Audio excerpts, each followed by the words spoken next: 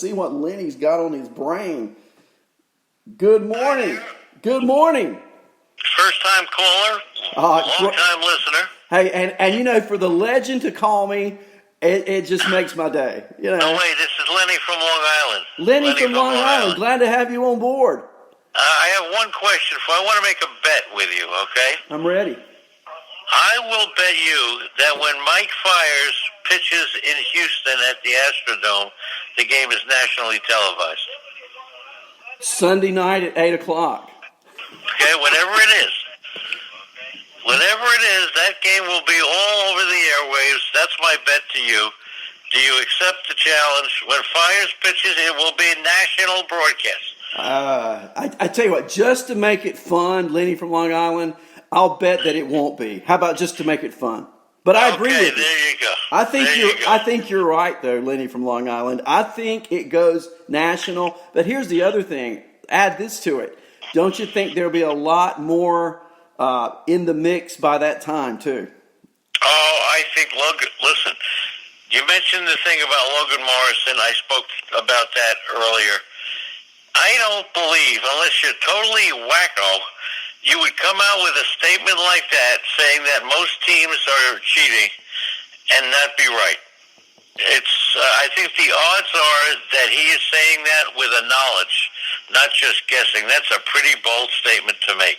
So I'll end the phone call by saying if Mike Fiers pitches in the Astrodome and the game is not on national TV, I will come down to Carolina and buy a house. Okay? Hey, and then we both win, right? Hey. And then we both win. There you go. Lenny from Long Island. Keep up the good work. I will continue listening. All right, thanks for taking my call. Oh, thanks for calling, Lenny from Long Island. And it's good to hear from you this morning. And anyone else that would like to call in and pitch in your feelings, we're taking bets. We're taking hunches. We're not taking hinches, though. No AJ Hinches on the call today. Once again, great to see all you guys in the chat room. Andrea, Clarona, Dale, Doug, Lenny, Malpal, Phil, Rotorius, Timothy Hooker, and, of course, our guest, Flora.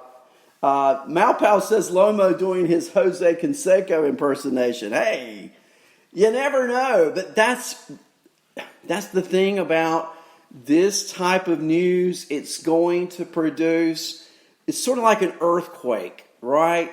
It's not just the immediate area, but it's the tremors that are felt in the outlying areas, and more damage is done than what may initially be shown. That's what we've got here. We've got a potential earthquake with far potential reaching tremors. And the tremors are going to affect the fan base. Here's a way to fix the problem. Are you ready? So, this will never happen. But what if Houston Astro fans go to no games? They just don't go. Minute Maid Park is empty for like a month. Now, that's a statement. And that's where I think the fans, you and me, need to take the game back. Because ultimately, who pays the salary? Who supports the ownership? Who supports the game? It's the consuming public. Whether you are watching a game in person or you are watching a game via the MLB package or you're just simply watching a game on regular TV, commercials are being watched, products are being bought. If the consuming public would say, for the month of April, let's just pick a month, no games, we go on strike. I mean, remember the years the MLB has gone on strike? And we, the consumer, the fan, we were the ones who made it feel like we were suffering because we were without that outlet. Just don't go to the games for a week or a month. Then let's see how ownership and how players start to appreciate the fan base instead of taking advantage of it. I was listening early this morning to a caller on a call-in show. And here's the story, folks. It goes something like this. The guy grew up a Dodger fan. And in 1988, his dad was older. The Dodgers win the World Series. He was a younger kid then. You know, this is 32 years ago, right? And he wanted to go to the World Series with his dad. And his dad said, I can't afford it this year. We'll go next year. Well, the Dodgers never made it back. And a few years ago, his father died.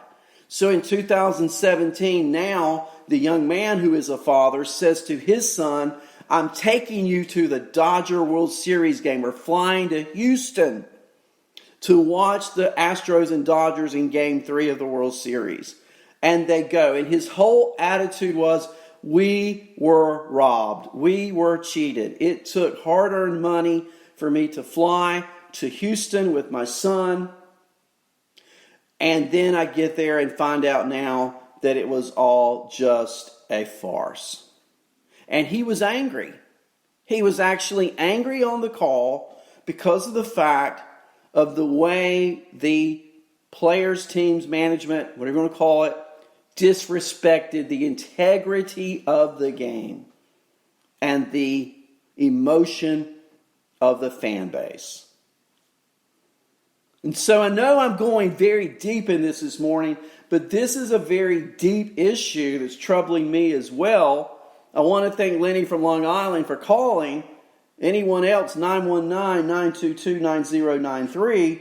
Phil Chaplin, there you go. It's professional wrestling, more or less. And that's not what I'm buying in for.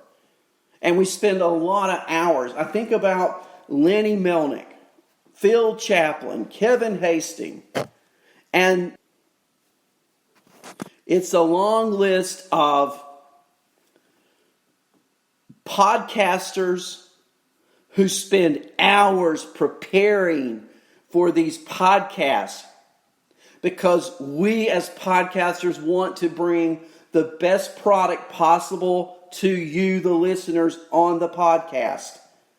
And we talk about players and rankings and try to do our due diligence to get that information out there. And then we got jacklegs doing things like they're doing now. And don't forget Andrea Lamont, who spends hours, days, and weeks preparing a draft guide so that you and I can have that information at our fingertips. Just upon, let me look up this player. I talked to Andrea last year, and it was so impressive on me the hours she spends. No pay, guys. Just because she loves it and she loves you guys on the network enough to get that information together. And then we got jacklegs stealing signs and casting doubt on the integrity of the game. Yes, it makes me angry. For my friends that I care about who devote so much time and so much energy to this game that we love and we are taking advantage of. And it's time that somebody listens to this podcast that can do something about the problem. So let's look at what long-term might be the fallout to the Astros. I think I've beat the drum enough. Thank you, my friends, Andrea, Lenny, everyone on the network, George, Doug, everyone listening this morning, Clarona, Dale. Thank you for all that you do.